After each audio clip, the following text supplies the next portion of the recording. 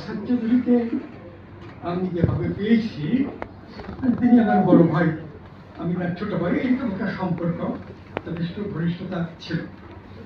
তো আসাদ চৌধুরীর একটা বৈশিষ্ট্য ছিল, তখন বয়স বাড়ার পরে অনেক বৈশিষ্ট্য বোঝা যায়।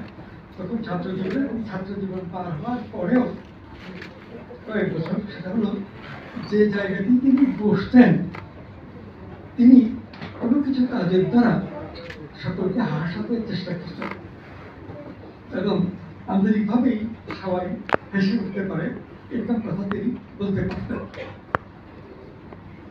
এবং তিনি এই কথাটা বলতেন যে বাঙালিরা তো হাসতে জানে না, একরকম সিরিয়াস মোডে থাকেন সবসময়, আসলে বাঙালিদের হাসি প্র্যাকটিস করা উচিত। এই কিন্তু তরুণ বয়সের কথা এগুলো তার কাছে শুনেছি। আর আসাদ চৌধুরী কোনো এক জায়গায় থাকলে চারপাশে সকলেই তাকে স্মরণ রাখে, চেনে এবং প্রায় সবার সাথে কথাবার্তা ব্যক্তিত্ব। মানুষ মানসিকভাবে আঘাত পাবে এরকম কোনো ব্যাপারে তিনি কথা বলতেন না। সবাই হাসি মুখে থাকুক এবং একটা জাতির জীবনে, একটা সমাজে সম্প্রীতি থাকা দরকার, পারস্পরিক সৌহার্দ্য থাকা দরকার। এই একটা বৈশিষ্ট্য আমি খুব গভীরভাবে লক্ষ্য করেছি। ঢাকা বিশ্ববিদ্যালয়ের 1960-এর দশকে আমাদের যে জাতীয় রাজনীতি, এই বাঙালি জাতীয়তাবাদ, এইটাকে বাদ দিয়ে পাকিস্তানি জাতীয়তাবাদ সৃষ্টির একটা চেষ্টা মুসলিম লীগ এবং পরবর্তীকালে আইয়ুব খান, তাদের সবেরই ছিল এবং তারা বাংলা ভাষার উন্নতি চাইতেন না, ইংরেজিতেই কাজ করতে চলুক এবং উর্দুকে তারা রাষ্ট্রভাষার কথা বলছেন। আসলে মুসলিম লীগ এবং পরবর্তীকালে মিলিটারি শাসক আইয়ুব খান, তাদের আন্তরিক ইচ্ছা ছিল পাকিস্তান থেকে রক্ষা করা। এবং আইয়ুব খান যখন বুঝলেন যে পাকিস্তানকে রক্ষা করা বোধ হয় সম্ভব হয়, আমি পাকিস্তানের প্রধান, একেবারে রাষ্ট্রপতি, আর পাকিস্তান ভেঙে যাবে এটা আমি সহ্য করতে পারবো না, অনেকটা ভদ্রলোকের মতো তিনি এখানে ক্ষমতা ছেড়ে চলে যান।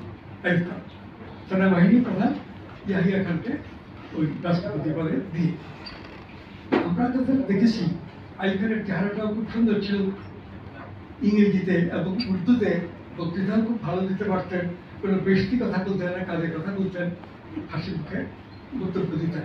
আর এখনের মতো টেলিভিশন ছিল, তখন রেডিওটাই সবচেয়ে বড় মিডিয়া ছিল।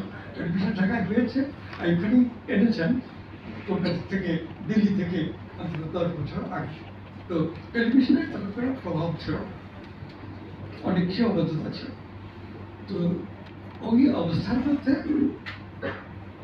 বাঙালি জাতীয়তাবাদী চেতনা, পূর্ব বাংলার বাঙালি জাতীয়তাবাদী চেতনা, এই কথাটা আওয়ামী লীগের দিক থেকে এবং মৌলানা ভাসানী ন্যাশনাল আইডি এই দিক থেকেও খুব প্রবলভাবে বলা হতো।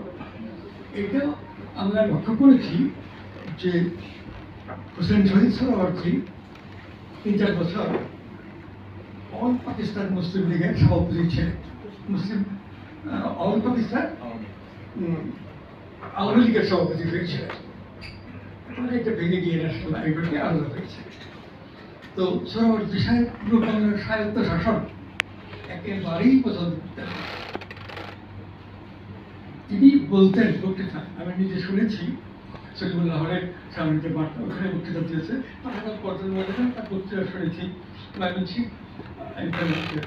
বক্তৃতা শুনেছি সোহরাওয়ার্দী। তো সোহরাওয়ার্দী সাহেব তো বাঙালি জাতীয়তাবাদ, বাঙালি সংস্কৃতি, বাংলা সাহিত্য, এগুলো নিয়ে এত মাতামাতি করে কি হবে? পাকিস্তানকে শক্তিশালী করো, করাচিকে শক্তিশালী করো, করাচি থেকে রাজধানী বাংলাদেশ থেকে অনেক সুযোগ সুবিধা পাবে।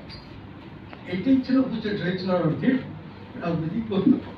আর গণতন্ত্রের মানসপুত্র বলা হয়, এখানে খুঁজতে করে দেখা যাবে জাতিসংঘ 1948 সালে যে হিউম্যান রাইটস ঘোষণা করেছিলেন, এই